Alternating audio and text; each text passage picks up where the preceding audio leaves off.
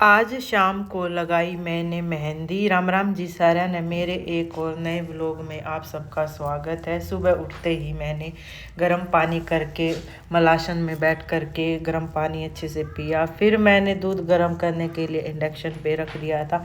इतने में उठ गई थी वानी। वानी के उठने के बाद देखो भाई ये रूठी हुई है, इसको कोई नहीं मिलता तो ये ऐसी ही रूठ जाती है। फिर मैंने इसको दूध वगैरह पिलाया, फ्रेश करवाया। वानी अपने पापा के पास चली गई थी, मैंने उनको दूध वगैरह दे दिया था तो वहाँ से बिस्कुट लेने चली गई थी। मैंने किचन में आकर के रायता बनाने की सोची, खीरे का रायता। पहले तो खीरे को कद्दूकस में कसा, फिर मैंने हरी मिर्च और लहसुन को कुंडे में कूटना शुरू कर दिया। इस बीच भी वानी मेरे पास आ रही थी, मम्मा क्या कर रहे हो। फिर मैंने रायते में नमक, भुना हुआ जीरा मिलाकर अच्छे से रायता बनाकर तैयार कर दिया था। उसके बाद मैंने दोपहर के खाने के लिए आटा वगैरह लगा लिया था। फिर काफ़ी सारे बर्तन हो जाते हैं सारे काम करने के बाद, तो मैंने फटाफट से अपने बर्तनों को साफ़ कर लिया था। फिर उसके बाद लास्ट में मैंने बर्तन वगैरह साफ़ करने के बाद अपने किचन की स्लैब को अच्छे से नीट एंड क्लीन कर दिया था। और इसी बीच देखो भाई वानी झाड़ू और डस्टपैन लेकर के कूड़ा उठा रही है। पहले झाड़ू निकली ही नहीं है, उसको कूड़ा उठाना है। फिर मैं झाड़ू निकालने अंदर गई तो वो मेरे साथ साथ वहाँ भी आ गई, मम्मा झाड़ू दे दो। तो मैंने उसको कहा नहीं बेटा मैंने निकाल लेनी है, आप दूर हो जाओ। तो फिर मैंने वही कल शाम को एक कंबल, डबल बेड का कंबल भिगो दिया था, उसको अच्छे से पैरों के साथ धो दिया था और फिर पानी चला करके उसको बहुत देर तक अच्छे से साफ़ किया।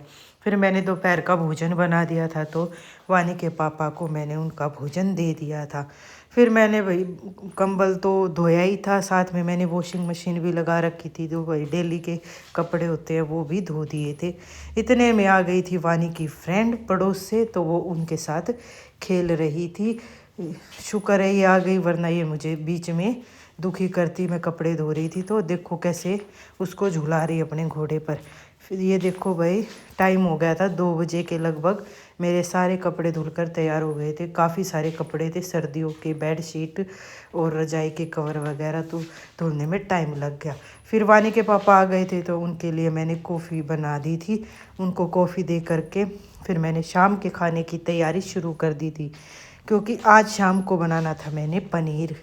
फिर मैंने उसके लिए रफली प्याज टमाटर कट करके और बिल्कुल थोड़े से घी में उनको हल्का सा रोस्ट कर दिया था। इतने में आ गए थे भाई बंदर। फिर मैंने जो कपड़े सुबह धोए थे उनको उतारना शुरू कर दिया था, क्योंकि यहाँ पे बंदर बहुत आते हैं भाई, इनको उठा करके ले जाते हैं। तो मैंने फटाफट से उनको उतार दिया था। देखो मेरा पनीर कैसे अच्छा से बन गया है। फिर जितना ये देखने में अच्छा उतना ये खाने में भी अच्छा था। फिर बर्तन बहुत सारे हो गए थे, क्योंकि भाई सब्जी वगैरह बनाने में काफ़ी बर्तन हो जाते, तो फिर मैंने उनको भी क्लीन कर दिया था। फिर हम ये सारा काम करके मैं और वानी की फ्रेंड ऊपर चले गए थे, क्योंकि वहाँ से भी मैंने कपड़े उतार कर लेके आने थे। समय हो गया था भाई 5 बजे का, तो मैंने वहाँ से सारे कवर वगैरह वहीं तय कर लिए थे, तो सारे तय करके मैं नीचे ले आई थी।